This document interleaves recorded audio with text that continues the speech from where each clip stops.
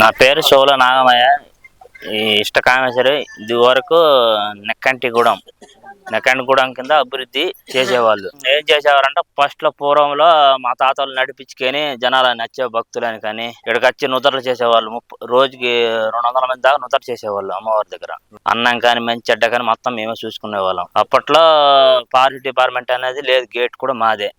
మా ఆదానంలోనే జనాలు కానీ వచ్చేవాళ్ళు కానీ మా వాళ్ళే నడిపించుకొని రావడం, మా వాళ్ళే అక్కడ దర్శనాలు చేయించుకొని పోయి అమ్మవారి దగ్గర నుంచి మళ్ళీ అక్కడ గేట్ దగ్గర వదిలిపెట్టేవాళ్ళు. మేము అప్పుడు మనుషులకు వచ్చేసి ₹2 లెక్కన, మనిషికి వచ్చేసి ₹2 లెక్కన తీసుకునే వాళ్ళం టికెట్. తీసుకొని మా ఆరోగ్యాలు కానీ మా సద్గతుల గురించి ఉపయోగించే వాళ్ళం. వాటిని పెళ్లిళ్ళ కానీ మంచి చెడ్డల కోసం, జబ్బులకు ఆరోగ్యాల కోసం వాటికి వాడుకునే వాళ్ళం. అప్పుడు ఏ అకౌంట్లు అనేది ఏం లేవు అప్పట్లో.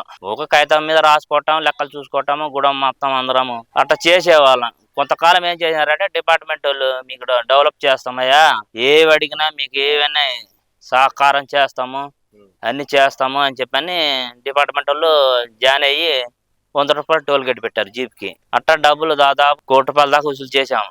వసూలు చేస్తే వాళ్ళ నిధుల కోసము వాళ్ళు చేసే పనులు లేదు, ఆరం బీట్లు, చెక్ డాములు అవి ఉపయోగించుకుంటున్నారు. కానీ మాకేదైనా నీళ్ళకి వాటికి సౌకర్యం చేయమంటే చేయటం లేదు. జీబులు కొనిస్తామన్నారు. 50 కుటుంబాలు ఉన్నాయి. నెక్కంట్లో 15 కుటుంబాలు ఉన్నాయి, ఇక్కడ 35 కుటుంబాలు ఉన్నాయి. 50 కుటుంబాలకి మీకు అభివృద్ధి చేస్తామయ్యా, మీకు ఎటువంటి సాయమైనా సహకారం చేస్తామన్నారు. కానీ అట్లా సహకారం ఏం లేదు. ఊక జీబులు కొనిచ్చి గేట్ ఓపెన్ చేస్తామన్నారు. బయట జీబులు అలా జీబులు ఉన్నాయి. మేమేం చేసినామంటే వీరు కొనియరు టనటోళ్ళే కానీ బయట వాళ్ళతో తిరుగుతుంటే బండు తిరుగుతుంటే ఇన్నగా ఉంటారు, వీళ్ళు పట్టించుకోరని చెప్పని మేము ఆలోచించి అందరం ఇటైతే కుదరదు, అందరం బండ్లు తెచ్చుకున్న తర్వాత అప్పుడు లోన్లుగా 2 లక్షల డబ్బులు ఇచ్చినారు అంతే తప్ప వాళ్ళు కొనిచ్చిన అభివృద్ధి ఏం లేదు.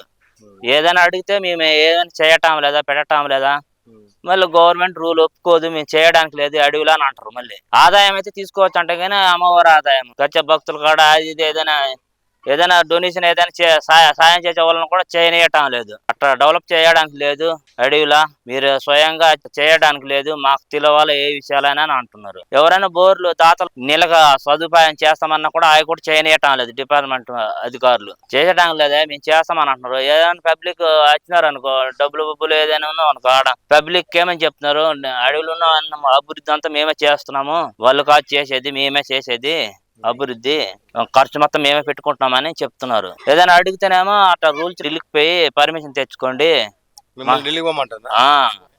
ఢిల్లీకి పోండి, ఢిల్లీకి పోయి పర్మిషన్ తెచ్చుకోండి, మా అర్హతలు లేవు అని చెప్పని చెప్తున్నారు ఫారెస్ట్ అధికారులు అడిగితే. అన్నదానం ఏం చేస్తామంటే స్వామి 25 కుటుంబాలలో ఉన్నాం స్వామి. మేమందరం కమిటీ నడిచేస్తే జనాలు ఉంటారు ఇక్కడ. మనిషికి ఎంతెంత పడుతూ అందరం జమ వేసుకొని ఆ డబ్బులు అన్నదానం పెడతాం అన్నమాట వచ్చిన భక్తులు మొత్తానికి. పూర్వం నుంచి అంతే చేస్తున్నాం, ఇప్పటికి అదే విధంగా చేస్తున్నాం. సగం డబ్బులు తీసుకుని పోతారు. గేట్ డబ్బులు మొత్తం మాకు డెవలప్ మాకు అంటారు కానీ డెవలప్ మాకు ఏం చేయటం లేదు స్వామి. చేసే వాళ్ళని కూడా చేయనీయటం లేదు. అన్నదానం కూడా ఈ చెట్టు కిందనేనా? అన్నదానం కూడా చెట్టు కిందనే, ఎండరాని ఏమని రాని ఇంక దీని కిందనే. మేము రేకుల చెట్టు కట్టుకోవడానికి 6 దాతలు ఇస్తామంటున్నా కూడా కడతామంటున్నా కూడా దాన్ని కూడా కట్టనేయటం లేదు, పర్మిషన్ లేదు. వాళ్ళైతే అన్నం కింద మొత్తం మంచి చెట్టు మేము చూస్తాం. ఫారెస్ట్ వాళ్ళకి జనాలకు వచ్చిన పబ్లిక్ కి న్యాయం చేయాలనేది ఉండాలి కదా వాళ్ళకి.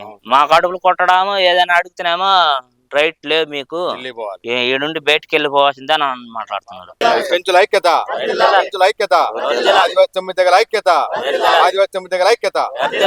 ఆదివాసి